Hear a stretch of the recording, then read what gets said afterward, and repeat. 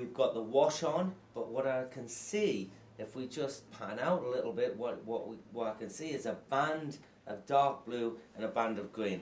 That's what we're going to get from the wash. What I need to do now is to start to blend it into some of these areas here. So I'm going to go back to the royal blue using the original piece of paper towel, and you see there's dark areas in there. We're going to just feather that into here. I'm stippling it on. I'm not wiping it on. You get too hard line. It's more of a stipple. That's easier to blend in with the alcohol. Once a little bit of feathering into here, just soft stipples into there. Could do with a little bit into here, and again just softening that. They look a little harsh. Don't worry, we can easily soften them into there. Notice how it takes differently on the grain. You'll learn most of this by just doing it, like most things. So that's better. That's starting to feather that out a little bit. Doesn't look as banded around there and into here. There's nice light detail there. I'm going to put some yellow on in a minute. Into here. Highlighting, darkening areas. That looks a bit harsh there, so I'm just going to spray it with alcohol. Get the blue, just come across it slightly.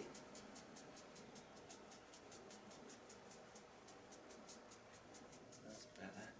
Okay. Teal blue. I want to put some of that back in. It's amazing when you put a final finish on, the high gloss lacquer, how these colours can come back through. That's better. Okay. Let's see the teal blue taking there again, which is nice. It's getting a little dry.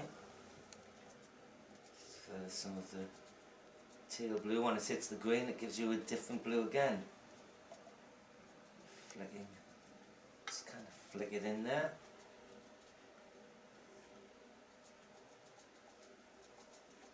Just work that into that area.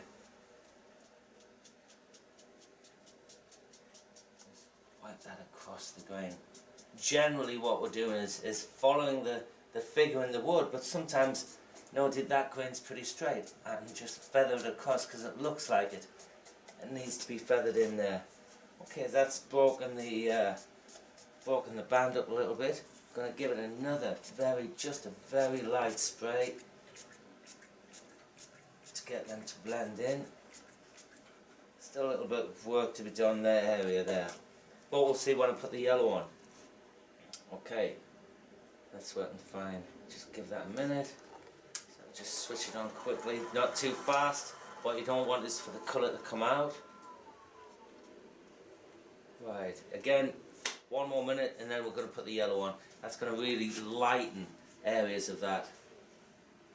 It's dry now. We're going to put the yellow on, fold the paper over, and I'm just squeezing that edge there. I want a sharper edge. I want some of the yellow to just finely feather into that tight detail there. If you've got a big soft edge, it won't go in. I want that more fine detail. So, put this on the corner here. The yellow should really brighten it up in places. And sticking it into that area there.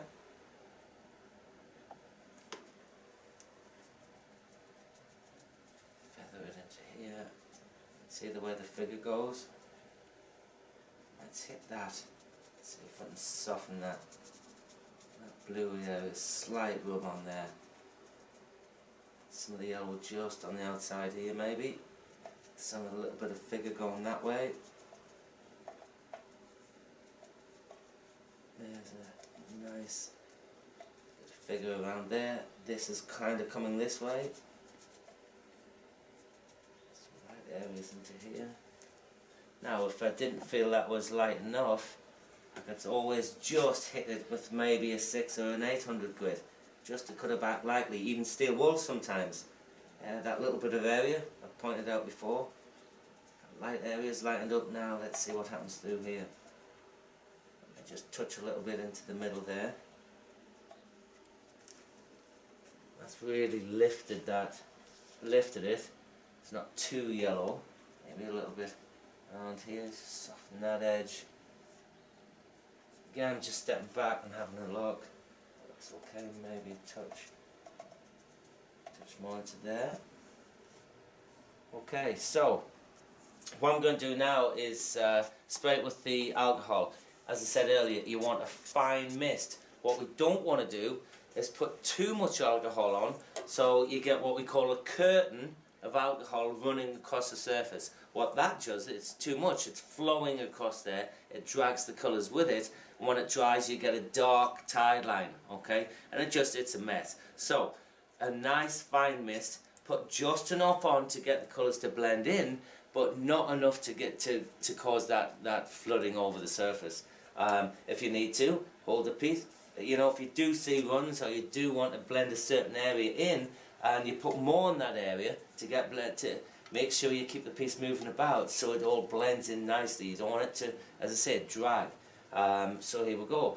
What you see now, it's going to take it down one tone. Whenever you put a clear liquid, and this is denatured alcohol, on a piece of wood, colouring, anything, it darkens at one tone. And this is what it would start to look like when we put the lacquer on, to give it that really high gloss, deep finish to trap the light and refract the colours back.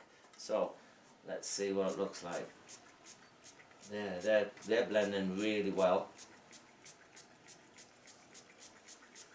Okay, excellent. And it doesn't look any. It looks fine now, but when you take it out into sunlight, it can look even better.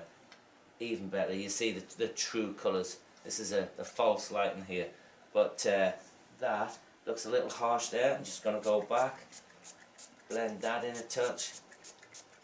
That's better. Let's put it there so it runs down this way. So that's what I'm saying. Keep the piece moving about if you have to hit certain areas to blend them in. There we go. Fine. Okay, that's going to look absolutely gorgeous when it's got the when it's hollowed out and I've got the natural wood there. It'll pop this rim even more. Before I do that though, I'm going to let this dry. I'm going to hit it with some paper towel to burnish and take off any shellac that's on the surface. Then I'm going to hit it with the lacquer. I'm going to give it several coats of lacquer. I'm going to blacken the rim. That'll tie in the colours, and then we'll start the hollowing. Okay, so I'll see you in just a minute. I want that to just cure properly. I don't want to rush this. It's going to be really nice. So it's now dry.